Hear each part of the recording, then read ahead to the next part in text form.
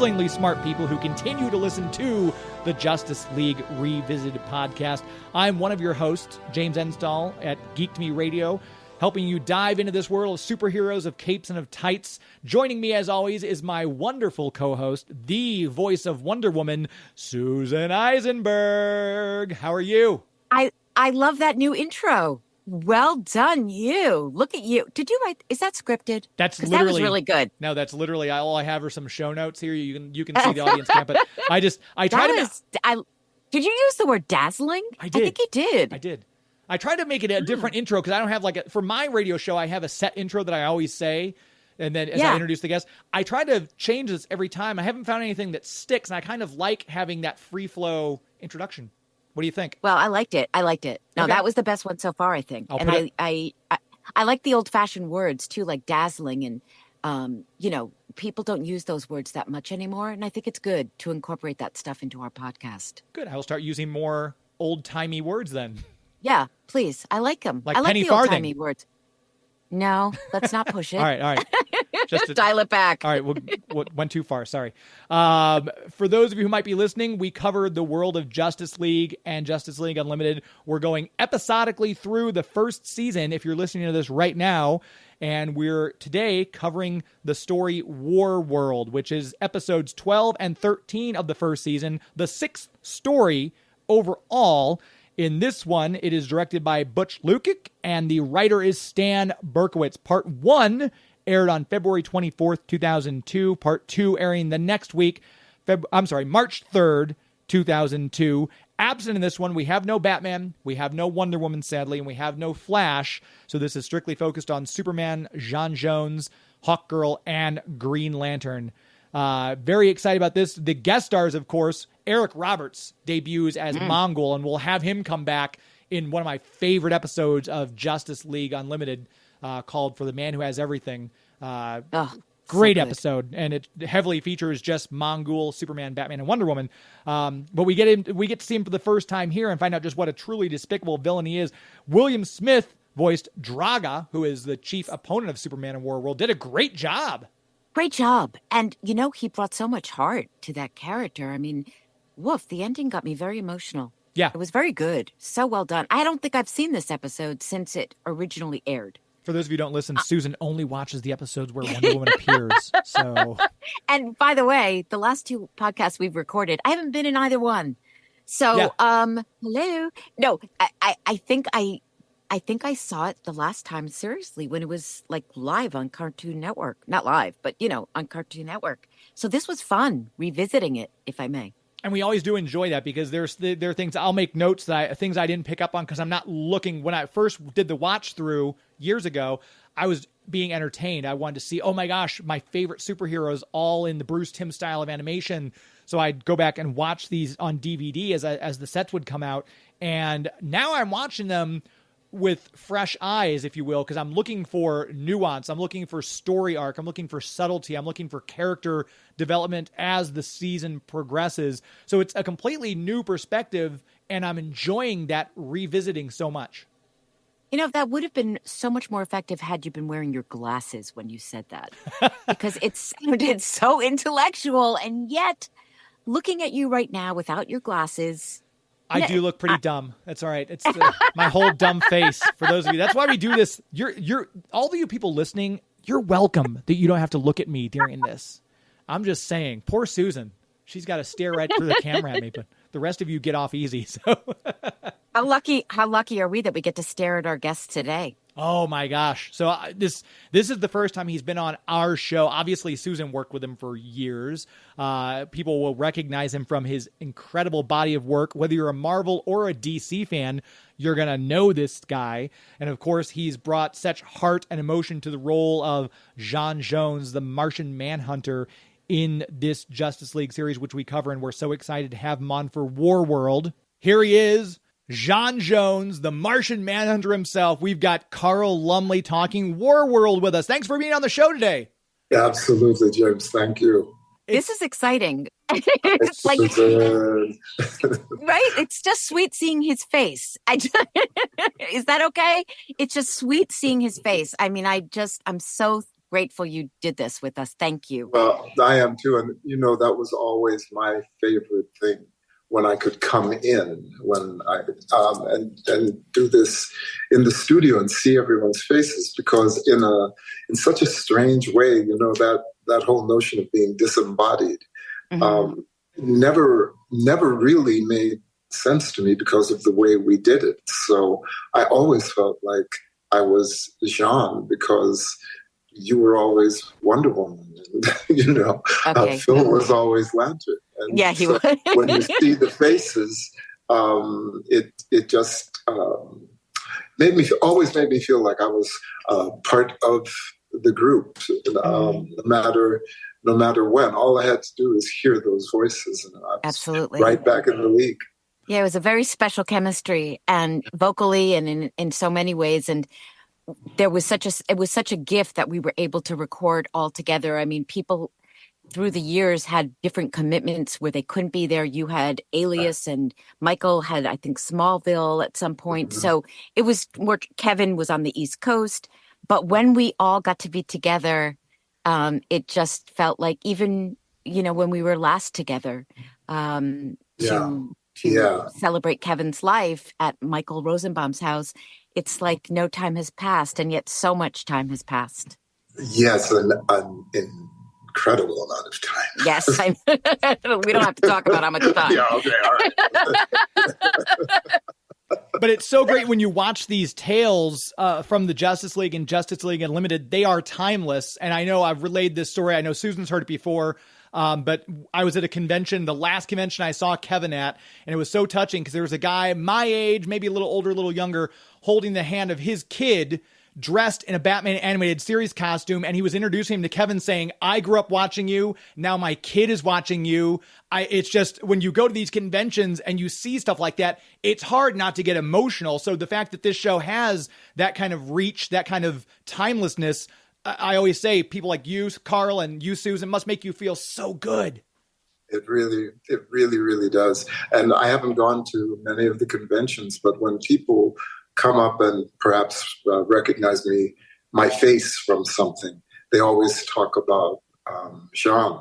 And so I feel very gratified by that, especially because one of the things that I came to feel about our little show was that it was a little sneaky, it was a little subversive. It carried some quite, I would call it, adult mind content. Not adult in nature as in prohibited for children, but rather adult in nature as somewhat aspirational. Here's a way of thinking that could be part of a world that you will grow into.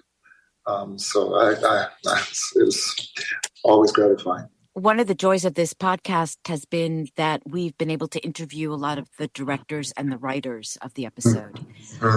And that has been a gift, because hearing the backstory, hearing their ideas for the script and how those came to fruition, that's the insight as actors, we're not going to know a lot of that.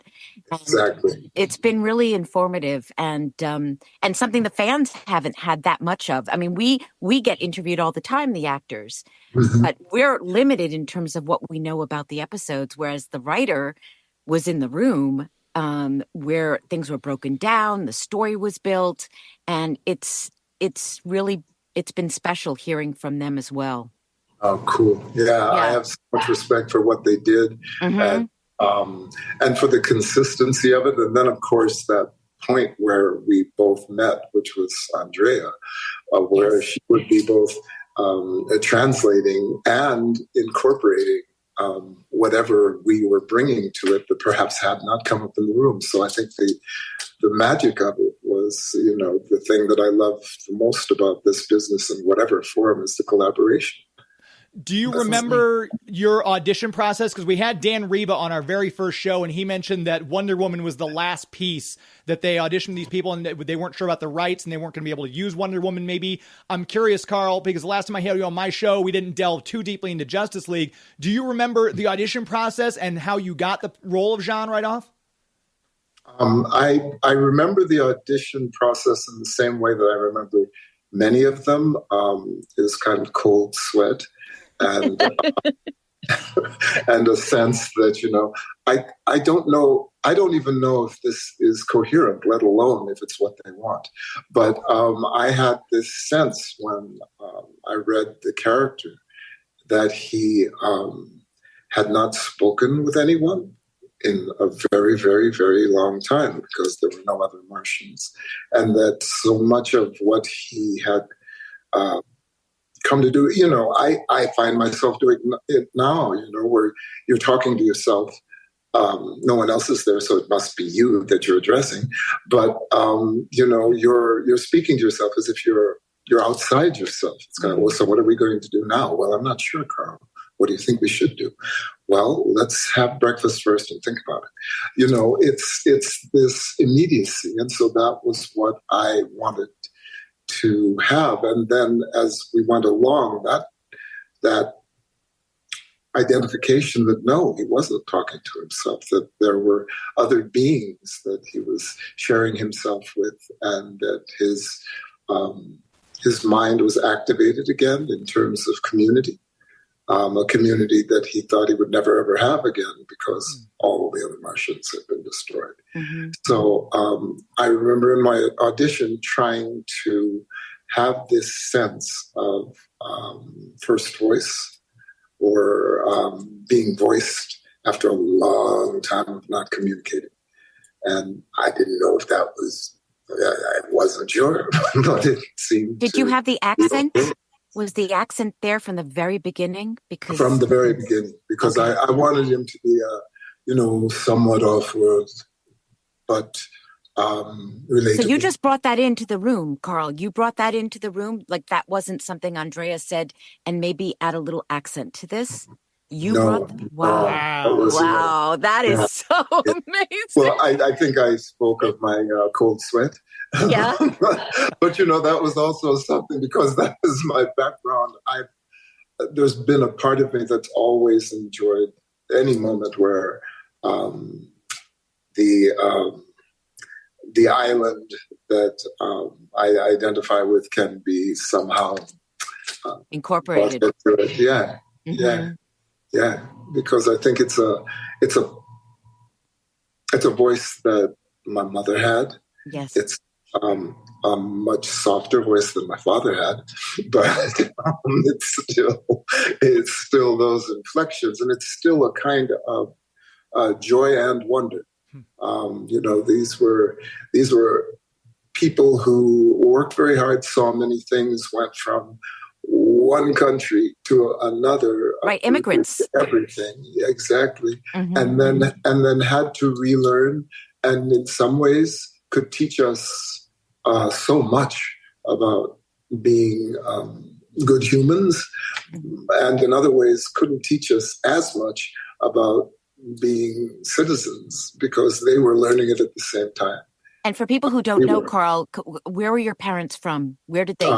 Jamaica. Yes, and I have three sisters.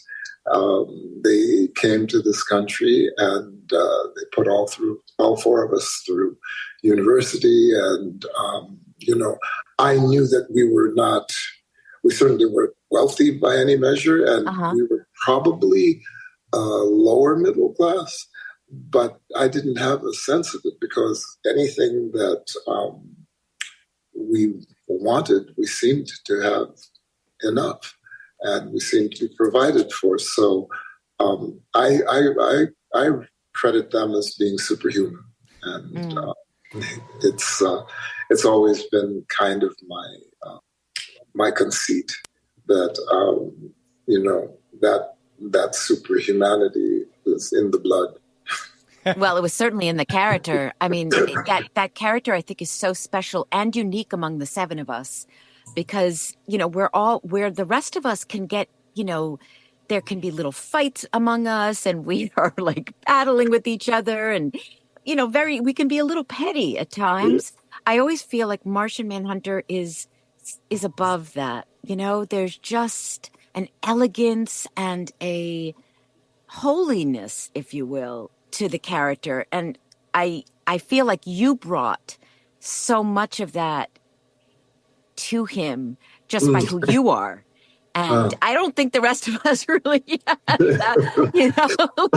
I mean, one of the things that I found that both myself and Martian Manhunter found was the level of play and the fact that sometimes those stories did have you going at one another or being kind of petty. And he was learning human, right? Mm-hmm. So that's right. So it was all okay. It was all kind of wonderful, if curious, and at times seemed to be counterproductive. Mm-hmm. But it also seemed to be vital, and that there was something vital in humanity about being exactly who you were. Perhaps something that I think I've come away from it with is we don't have to be identical as long as we're compatible. That in relationships, that's in fact sometimes it's the fact that we're not identical is what draws us to one another, and then working out the compatibility is just allowing each one in the relationship to have a sense of agency, but also a sense of responsibility to the group or the partnership. Mm-hmm. That was at full play in Justice League, because no matter what else was happening internally, when the wrong had been identified or the villain had been exposed, we were all of one mind and one purpose. Absolutely. And that's one of the things I think it's partly your portrayal, Carl, but it's also the way obviously the writers gave life to Jean. Yes. Was that there's such of the group, oddly enough, you're the most human of the group, the humanity in you. And you see it in Warworld when you realize Superman's about to get killed by the robots and you have that connection with the other alien. You're like, hold on, this is something we should probably fight for. And you're able to rally the crowd. And essentially you end up saving Superman in that second part when he's about to be destroyed, which again, that speaks to the humanity of your character. And I love the moment in Justice League Unlimited where Susan recognizes you on the Great Wall of China as you take out those aliens in your dragon form, turn into you, and she yells out, Jean! And you have that big embrace. That through line of Martian Manhunter's humanity is throughout the series, and it's a lot of it the way you carry the character. Well, thank you so much. And I love to take credit for everything, but it's not true. It's not true. But I think that it was part of the brilliance of what they put together, and the fact that they never really stopped. Because I think there was a certain point where we were kind of in flow and enmeshed, and it was moving forward, maybe in the second or third. But there was always a sense that it could go further, Mm-hmm. Richer, deeper, fuller, better. That's always possible. And whenever you're a part of anything that's going for that, it's exciting. It's really, really exciting. And it's also because I think there were different times where I think inside Martian Manhunter I was chafing because it felt like, well, this isn't how we did it the other time, or well, wait a minute, this logic does not actually follow. But that was part of it too. That I felt like inside it I got to follow along, and in some ways I felt like I had maybe the closest thing to the audience's perspective, because he did come from outside this group to become a part of it, just like anyone tuning in would do. Yeah. We had some questions we put out on Twitter that you were going to be joining us. And of course, the fans went crazy and started sending us questions. We've got one from @the_real world, REEL. Wants to know what your fondest memory is of recording during the series. And they also say that you did a brilliant job bringing this character to life. Every time they read a Martian Manhunter comic, you're the voice they hear in my head. Ditto, by the way. But yeah, do you have a fondest memory of recording Justice League, either a guest moment or something where you really connected with the other people in the room?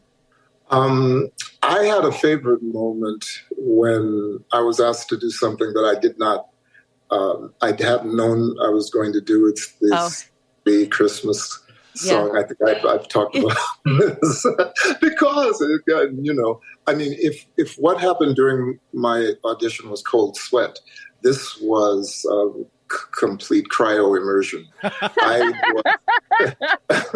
When she said, and Andrea, she just has this kind of, so what we're going to do is, after we record, then you'll do a Martian Christmas Carol, and just something that, that he would say, and we'll do that at the end. So, of course, during the entire session, I had to concentrate so fully on what we were doing. And it was very full and wonderful. I loved that episode so much. Going home with Clark and everything. But Carl was the Martian Christmas Carol. What? A Martian sacred music. I can't. Is there? Well, all right. We'll just have to see what happens. And I think because Andrea trusted me and Bruce trusted me in a certain way, it was kind of like, I'm free, obviously, to take a shot at it. So let's hope it's a good shot. And so when the actual moment of hearing Jean singing and feeling what he was feeling, because of course, after we had recorded it, I was just, pretty marshmallowed out because I thought it was so beautiful what Superman had done for Jean Jones. And again, witnessing this moment outside of what we did as an enterprise, with just someone sharing something beautiful with his family and sharing that with a friend who might not have had that, that whole idea of being brought in from the cold, whether you knew you were cold or not. So that moment was out of body. So maybe that also, because I believe I actually was Martian. For the entire time. God, I have a little bit of a stomachache now just thinking about it. I mean, it's like, talk about pressure. Oh, wow. Yeah. Okay. Yeah. That's a good question and a great answer. We know that Phil loves comic books. Like, he can tell you exactly what issue this episode is being pulled from of Batman or Justice League or Superman. Growing up, were you at all a comic book fan? No, I was not allowed to read comic books. Certain immigrant families are very, very clear on why you're here. My father was quite clear that there's a serious kind of scholarship, and comic books are not part of that. And I was a library rat. It seems to me I might have snuck a look or two, but I didn't. Yeah, it was presented to me as somehow less than frivolous, maybe something you do in your discretionary time, not something you pursue, and nothing that gave you the same. I think he said there's literature, and then there's that, and it was not until I, grew to adulthood that I realized, that is quite seriously literature, and of course the end of that story is that it was my son who turned me on to graphic novels, bringing together both of these things in a way that I now truly find quite wonderful. And I think comic books were able to do for individuals who might not have been able to apprehend what was going on in literature. A way to have a contemporary sense of language and marry that to images that I think communicated much more than my father was aware of. Lord, rest in peace. But I think that's true. I'm just pausing because I didn't want to keep talking and think that Susan, I was hogging the show from Susan. So we sometimes have these awkward pauses, Carl, and it's mostly me being awkward. So I always assume it's me, but thank you, James. I'll fall on the sword for that one. That's fine. We've got some other questions, obviously. I was just pausing in case Susan wanted to jump in, but let me go back to the questions here on Twitter. We had someone want to know, this is from... Actually, we just answered that question. So at Matt Barberio, we did just answer the question of favorite episode from Carl. Let's see. We've got also from Cornelius, which is his handle at JLU513062, wanted to know how you worked out the Martian sound, which was, it kind of sounded like you went into the audition with that kind of, and they just said, keep exactly what you're doing. They didn't never ask you going into the first couple episodes to tweak anything, or they're like, nope, you nailed it. No, I think what happened as the character grew, as the storyline grew, as the Justice League changed, there were tweaks that came about later. But in the early going, I think they went. I'm trying to remember what Andrea said to me when she told me that I was doing it. I think she just said, "Do what you did." Yeah. Yeah. If it's perfect, why change it, right? Well, if you're used to it and you can carry it, let's not add anything right now.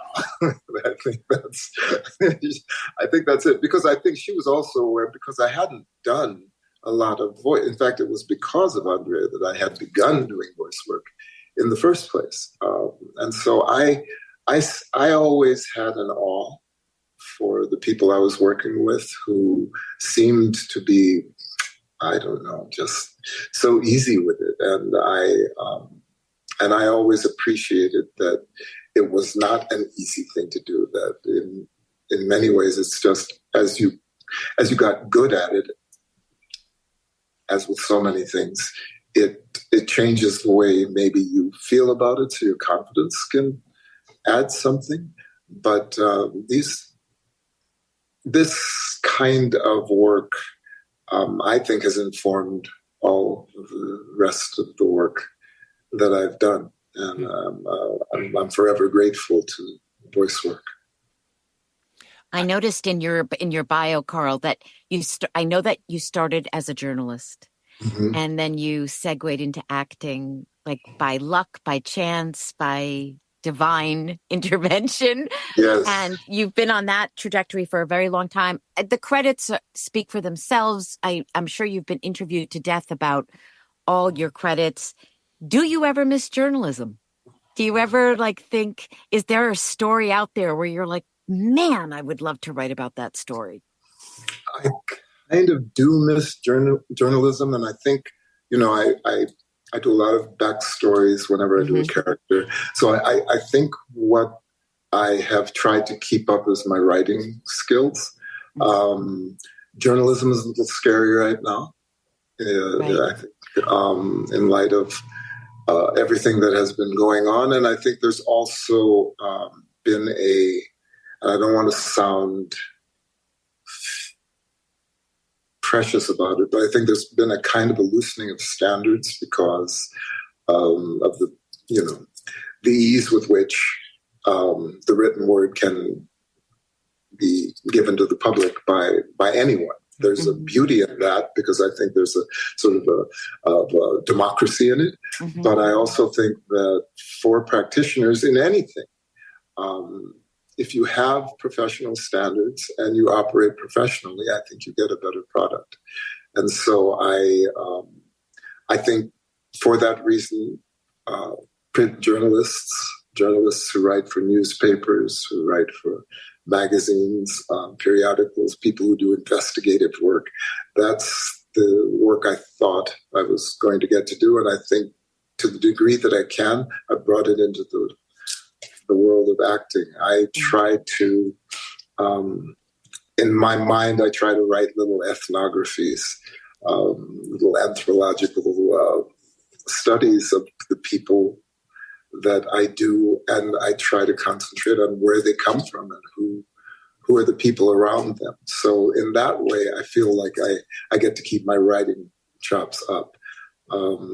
I do think it would be fun for me to interview people and write those stories, other people. Right. Yeah. I think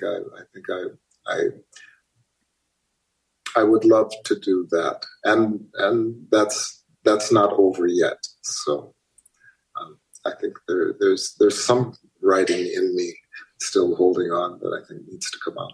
And I've heard you talk about in a couple of interviews, because in preparing for this interview, I listened to some of your other interviews. And one thing I hear you talk about a lot is a one-man show with James Baldwin. And I would love to know how where that is in development, because when I heard you mention it, it was just like, yeah, that seems kind of obvious. Like, who better to do that? I mean, where are you in all of that? If you don't mind me asking. And no, I'm very happy to that you ask, because it's one of those things. I don't even know if it's, I believe this year coming is probably 12 or 13 years that I have been actively wanting to do this, been writing on it.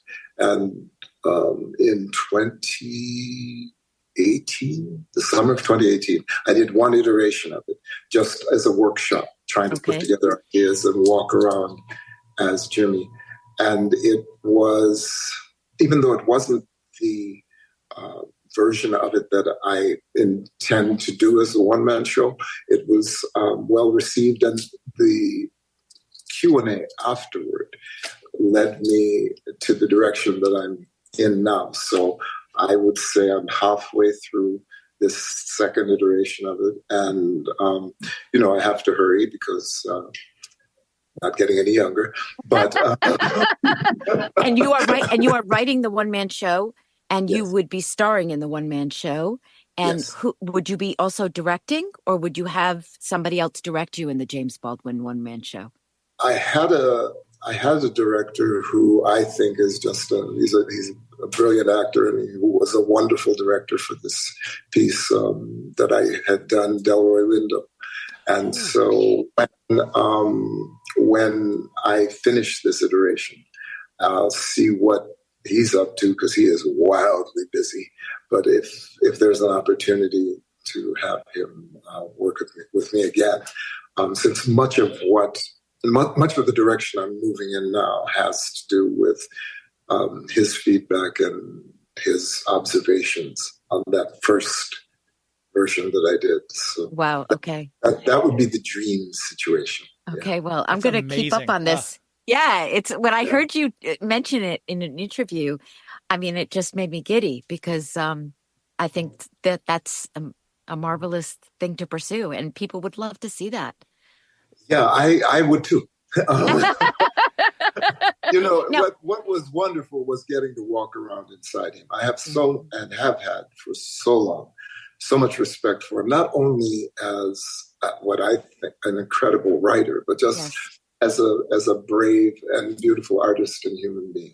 And his sense of those things that are common to all of us, things that include honesty and bravery and generosity and brutality and cravenness and greed, but that it's not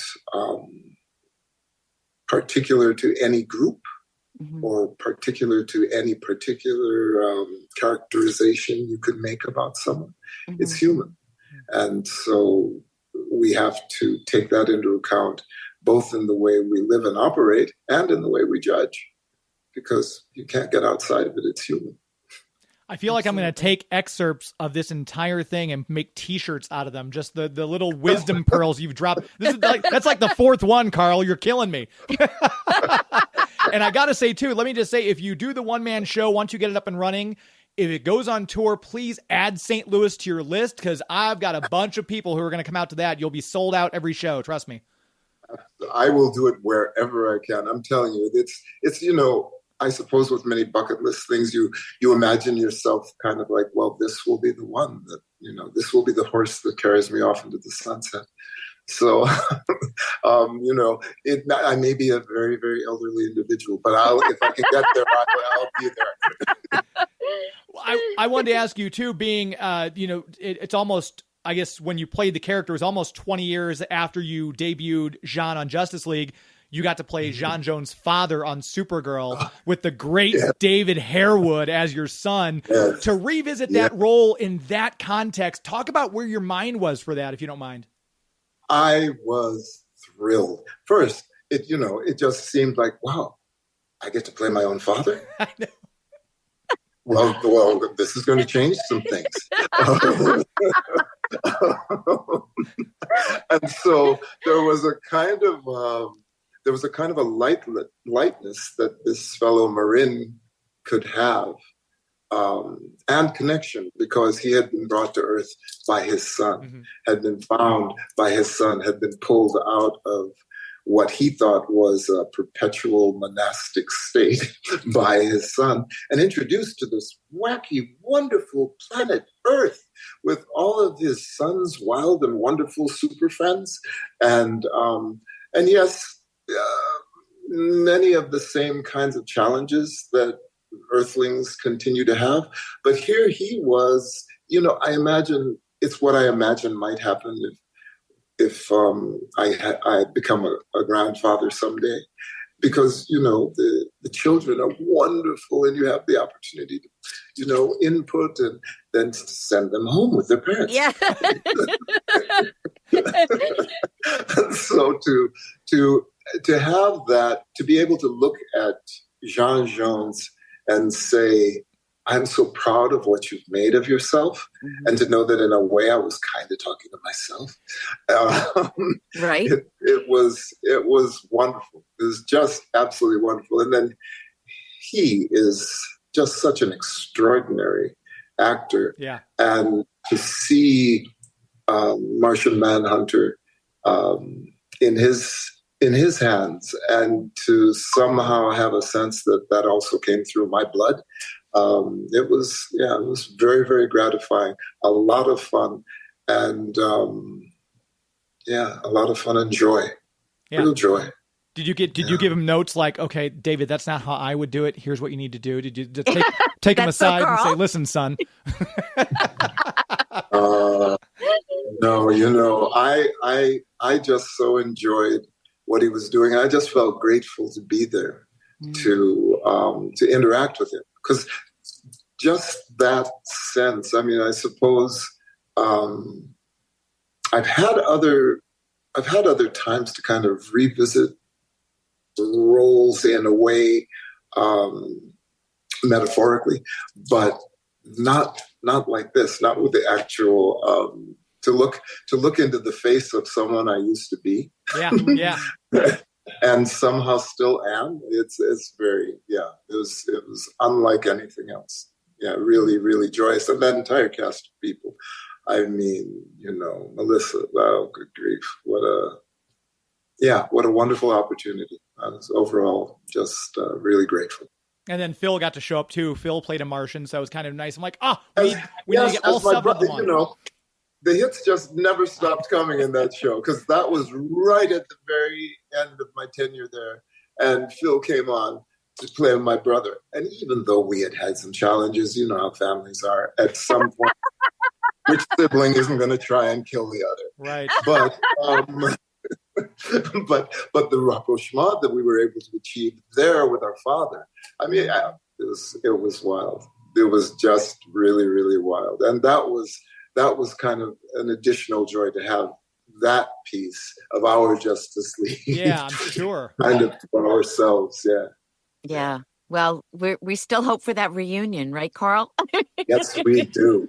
Yes, we do. And even more so now, when you talked about Kevin, I think there may have even been things about what we were doing that I didn't always understand. But whenever I saw other members of the League in operation or heard them, I came to understand something very powerful about what we had. And I think Kevin embodied that the entire time. He did. Well, he had a running start with Batman the Animated Series. That's right. So, by the time he joined us, he was like, he said in interviews, like, I was used to being the star. And all of a sudden I had these 6 bozos, that were trying to keep up with me. And Exactly. he wasn't used to being part of, having to be part of an ensemble like that. And how brilliantly they were able to include opportunities for Batman to voice those kinds of feelings, yes. And to again, very, very human. This is not how I'm used to working. Right. I have to be patient with you. And, no, I'm not a narcissist. I just like my own company and my own ideas, and I think I have answers. So what? Well, we have to work this out. What? Yeah. All right. Totally. All right. Always. What's your idea? Yeah. James, do you have any burning questions about Cagney and Lacey? Actually, I wanted no. I mean, Carl, do people on interviews just go through your entire resume and start like, okay, so on Cagney and Lacey, when you, yes, I mean, yes, it's just, true. You have a lot of work, mister. You have a lot of credits. And as maybe you don't know this, but that earlier stuff, when I get asked about it, it seems like that's a distant land where I visited, perhaps when I was 3 or 4. So I have memories, and I have some seminal kinds of memories about it, but I really couldn't talk that well. So it's hard for me to form. And that's how I felt. That was at the very beginning of my television career. And I think that there was always a sense for me that this was a way to, make a little cash so I could go back and do theater, get some rent money and be able to hang out in New York for a while. And then as it continued to move on, and I wanted to become better at it and wanted to really understand what was the same about it. Because the wisdom then was, well, there are different styles for doing this or that. But I needed to know what was the same. What could I bring every time I showed up someplace that was a part of how I believe characters are realized. And that always, for me, comes from the world you're in and how you choose to show up in that world. So it's been fortunate. Sometimes I think I've been as fortunate for things that I haven't gotten to do as I have for things that I have, because there was always some lesson in some of those auditions where you think, that felt so perfect. And then you see someone else who did it and you realize, had not considered that. All right, note to self. Yeah, and it's because what I love about this work is that there is no way you can be perfect. That you're always journeying toward a better version of yourself in realizing character, and that's, I suppose, I'm going to use this word. Yes, I think that's noble. Because I think the task that art always has, to show us what it's like to be human in as many possible ways as we can, because there are myriad forms of humans, and they all figure out how to make it work. You know what, James? We're going to have to use the front side of the T-shirt and the back side. I think so. We'll have multiple T-shirts. They'll be okay. All right. Life lessons. No, they'll have pearls of wisdom. We can work that out. It'll be we can work that out without Carl. The Carl Lumbly line of clothing. You don't need me for that. Trust me. The Carl Lumbly line. New. Looking for it at Macy's. Okay, can we just say one line of Falcon and Winter Soldier, only because the buzz around Carl's performance in that was so extraordinary. I just have to say one sentence that people could not stop talking about it. And that we don't have to go down that road, Carl, but I just had to say it out loud because so many people, people were transformed by your performance in that. They were blown away. So well done. This is my opportunity to say well done you on that. That was like a whole other level stuff. Thank you so, so much. And I think I can say yes. That character, who I really, really loved so much, and felt so much about his story. I get another nibble. So yes, I'm so excited. James. That's really, when I saw that they were doing the second season, I was like, oh, we've got to have more. And again, I don't want you to spoil anything, and I know we're wrapping up our time, so I'm not going to dig into this too much. I just want to say, I hope we get to see you suited up. I would love to see you in your Isaiah Bradley Captain America garb. I've seen people do Photoshops of it, and it's killer. Hopefully you've seen those too, but I'm hoping we get some kind of a suited up thing. Well, the last suit I wore was, I did a show called Mantis. Oh, yes. And it was spandex. And after that show, I said, that is the last time I will ever appear in spandex. That's in your contract, isn't it? That's like the sixth line of your contract. That's right. No spandex. No spandex. Yeah. No spandex. Yep. Just so imagine. Fortunately, we've come far enough, so perhaps I can say I still have not appeared in spandex. Okay. We'll leave it at that for you listeners. But I want to be cognizant of your time here, because we had several other questions come in last minute from Twitter. But for those of you listening, hopefully we can have Carl back on, because we've got other episodes we'd love to talk to him about. And this has flown by. But I don't think I've seen you on, like, you've got a Twitter handle and an Instagram, but it doesn't look like you're terribly active. If people want to kind of follow you more, do you have a website? Do you have a social media that you do access and get onto very often? No, I have those two forms, the Instagram, and I think I'm on Facebook. And there's someone very, very wonderful handling that for me. Oh, great. Who continues to urge me to participate a little more. Well, only because, you have a huge fan base. I mean, you do. And I'm going to do that. I made a promise to myself at that last gathering that I was going to try and do more and be more like Kevin in the way that I share myself with people who have a sense and a feeling about what we've done.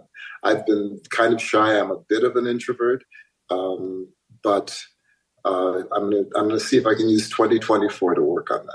Wow. And this actually is a part of that, Susan. I know. And I feel very blessed that you said yes when I wrote you, and I thought, okay, here we go. I haven't gotten the reply yet. But then when you said, yes, I'll do it, it was like, woo. And as I said, when we announced we were going to have you on today, Twitter, we inundated with questions and comments and stuff that you actually had answered for some of the people. So for those of you who think I didn't get to your question, if you listen to the interview, we did cover your question. So, but we'll try to get to that. And James, I would be remiss if I did not say that a large part of the reason I did this is because of Susan. And from long time ago, when we first started working together, I've just always had this sense of Susan as truly being Wonder Woman, and well beyond what her voice is capable of doing is what I think her heart and her head is capable of doing. So thank you, Susan. You are making me very, very teary. Thank you, Carl. Thank you. Thank you, sweet man. Thank you. And for those of you who are listening, hopefully we'll get Carl back. But Carl Lumbly, we appreciate your time today, and we'll hopefully talk to you again very soon. Happy New Year. Absolutely. Happy New Year to you, James. To you too, Susan. And thank you. Thank you. There he goes, Carl Lumbly, just a delightful human being. And while we didn't talk too much about, we talked about War World, but there was so much to cover, and we'll get him on again. We'll have him on again. So much. In fact, I'm going with him. There he goes, and I'm going to go too. Ladies and gentlemen, this Susan has now left the building. So, because who doesn't want to go with Carl? I just want to spend endless amounts of time with him. He is the loveliest of people, and that's how we all felt about him during the show, and that's how we all feel about him now. I mean, it's he's just a rare bird, and I adore him. And what a lovely, lovely man. We have to get on that T-shirt project. We'll talk about that later. Yeah. But it's amazing he came in with that voice. Because a lot of times they'll add tweaks and everything. Like I know they worked with Kevin, because Kevin tells a story about how he found the voice of Batman, and they worked with him and said, well, let's try a little bit of this and everything, and kind of gave him some input. That Carl came into the audition already like with the voice, and they're like, no, let's stay with that. That's amazing. Amazing. And I think it's such a beautiful tribute to his parents that he wanted to bring part of his own life and his heritage into that. And I just thought that was beautiful. I never heard him talk about that before, that he brought the voice, that accent in, and where it came from. So that was really sweet hearing that story. Yeah. And it just goes to the humanity of the character. Because like I said, it's one of those things that the most alien among us, and we see that in other genres, or I should say franchises as well, sometimes is the most human of the group. Yeah, that was a great point you brought up, by the way. I was like, wow, what a smarty. I thought that. Every so often. Yeah. No, really. Every so often you really kill it. That was a good one. And yeah, he's just, have you heard George talk about how when he started Superman, like they had to pitch his voice down because he was too up in his register? And then of course so he talks about that, and it's very sweet hearing him. It's like he's very self-effacing as he tells the story. And there's Carl Puff bringing it from word go. Which is interesting, too, because I always thought when it took me several episodes of watching Justice League, because I don't know if I told you this before, Susan, I didn't have cable growing up. So What? What do you mean? I needed the DVDs. So as I was watching them and I'd see the credits scroll through, I'm like, hold on, that didn't say Tim Daly. So it took me 4 or 5 episodes of paying attention to the credits before I realized that's not Tim Daly. So the fact that George had to change his voice, because I thought the whole time it was the same dude. Well, and so many people have commented on how close they sound. I mean, well done on the casting on that one, because it wasn't jarring for the fans when they heard George, Well, that was just a total and complete delight. Yes. And I know it's out of his comfort zone to do these. And so it makes it even more special that he agreed to do it. And hopefully we'll get him back for other episodes, because that was just perfect. Well, it was his New Year's resolution to put himself out there more. So I think we have to lean into it and say, Carl, you told us. But absolutely, just a pleasure to talk to him all the time. For those of you, I know he didn't have many websites and social media handles, but I know, Susan, you do. Well, I do. So SusanEisenbergVoice.com, and then Susan Eisenberg #1, the number 1, Susan Eisenberg 1, is where you can find me everywhere. And by everywhere, I mean Twitter and Threads and Blue Sky and Instagram. All the big ones. Yeah. It's a lot. It's a lot of places. I mean, it's a lot to keep up with when you think of all the social media. It's like, man, no wonder people hire other people to do this for them, because it's like, whew, it's a full-time gig. For me. And what about you? Where are you located? At Geek to Me Radio on Twitter and Instagram. Those are the two I'm most active on. I'm usually spending way too much time on Twitter, so you can feel free to connect with me there. We do a live radio show every Sunday on the Big 550 KTRS here in St. Louis. But if you're not in St. Louis, you can stream us, ktrs.com/stream for the audio. Or if my executive producer, Joey V, is in studio, you will see us on video as well, with many of my guests who join us on YouTube and on Facebook. Just find Geek to Me Radio, TOME RADIO, and you can find us there. Check out geektomeradio.com for the back catalog of all my many interviews. You can check out the one I did with Carl himself before he received the Danger Man Hero Award a couple of years ago. We talked about Cagney and Lacey and Mantis and all that kind of good stuff. So you can check that interview out there.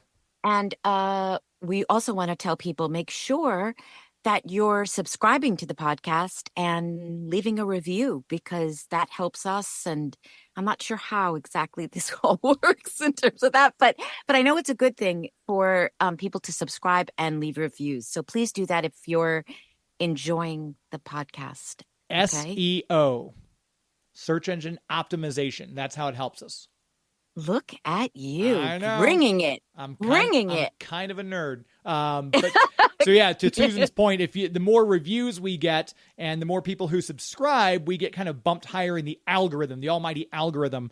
So if you do enjoy this show, please hit the subscribe button, leave us a 5-star review, and that also helps us. And of course, I'm going to take a cue out of Michael Rosenbaum's book from what he always says on his podcast, Inside of You. Oh, yeah. If you see your friend left their phone open, take up their phone, find their podcast list, and subscribe for your friend too. That helps us out.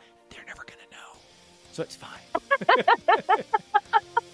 All right. Awesome. So another one for the book, in the books. That's Is that what they say? In the books? In the books. I don't know. In the can maybe. All right. So listen, stay tuned because the conversation continues.